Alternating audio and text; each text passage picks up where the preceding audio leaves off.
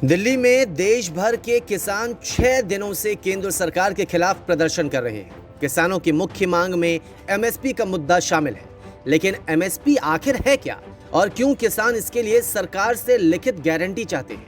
दरअसल किसानों को उनकी फसलों की लागत से ज्यादा प्राइस मिलने की गारंटी हो, इसके लिए सरकार देश भर में अनाज, तिलहन, दलहन और बाकी की मुख्य फसलों के लिए एक न्यूनतम समर्थन मूल्य यानी कि एमएसपी तय करती है।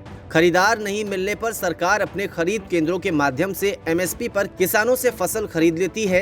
एमएसपी निर्धारित करते वक्त कृषि पैदावार की लागत, मूल्यों में परिवर्तन, मांग, आपूर्ति जैसी कई बातों का ध्यान रखा जाता है। यही कारण है कि किसानों की चिंताएं कम होती हैं और उन्हें नुकसान नहीं उठाना पड़ता। तो चलिए आपको हम बताते हैं कि अभी सरकार क्या कह रही है। किसानों की मुख्य चिंता एमएसपी को लेकर ही है। सरकार भी लगातार किसानों को विश्वास दिला रही है कि एमएसपी खत्म नहीं होगी। प्रधानमंत्री नरेंद्र मोदी, गृह मंत्री अमित शाह, कृषि मंत्री नरेंद्र सिंह तोमर समेत कई दूसरे मंत्री और नेता इस पर विश्वास दिला चुके हैं, लेकिन किसान मान नहीं रहे। किसानों का सीधा कहना है कि अगर एमएसपी खत्म नहीं करनी तो सरकार इसे कानून में शामिल कर दे, लेकिन सरकार उस पर राजी नहीं है। सरकार का कहना है कि लिखित में तो पहले भी नहीं था, लेकिन सिस्टम में एमएसपी की व्यवस्था चालू रही, जो अब भी बरकरार रहेगी। लगभग 2.5 गुना ज्यादा पैसा किसान के पास पहुंचा है। 2014 से पहले के 5 सालों में गेहूं की खरीद पर 1.5 लाख करोड़ रुपए के आसपास ही किसानों को मिला। 1.5 लाख करोड़ उनकी सरकार के 5 साल। हमने 5 साल में गेहूं पर 3 लाख करोड़ रुपए किसानों को एमएसपी का मिल चुका है, यानी लगभग 2 गुना। अब आप ही बताइए कि अगर मंडियां और एमएसपी को ही हटाना था तो इतनी बड़ी हम ताकत क्यों देते भाई? हम इन पर इतना निवेश ही क्यों करते? हमारी सरकार तो मंडियों को और आधुनिक बनाने के लिए, मजबूत बनाने के लिए करोड़ों रुपए खर्च कर रही है।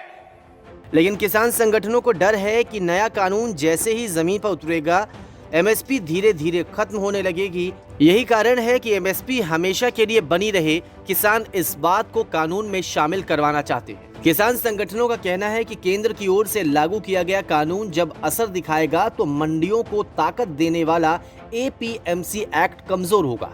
ऐसे होते ही एमएसपी की गारंटी भी खत्म होने लगेगी, जिसका सीधा नुकसान भविष्य में किसान को उठाना होगा। यही कारण है कि किसान चाहते हैं कि एमएसपी को कानून का हिस्सा बना दिया जाए। किसानों की ओर से इसके लिए टेलीकॉम कंपनियों का उदाहरण दिया गया। किसानों के मुताबिक शुरुआत में टेलीकॉम कंपनियों ने मुफ्त का डेटा दिया और जब लोग उसके आदी बन गए तो दाम बढ़ा दिए गए। ऐसा ही उनके साथ भी होने जा रहा है, ये किसानों को डर है।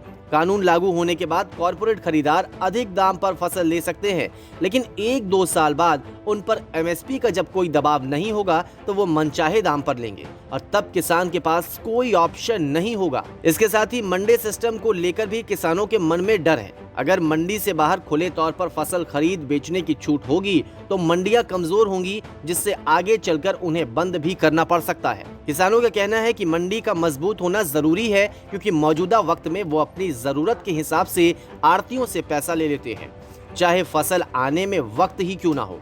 ऐसे में किसानों को काफी फायदा होता है, लेकिन उन्हें डर है कि कॉरपोरेट के साथ इस तरह के रिश्ते बनाना आसान नहीं होगा।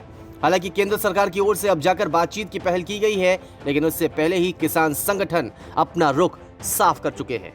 ब्यूरो रिपोर्ट, दिल्ली तक।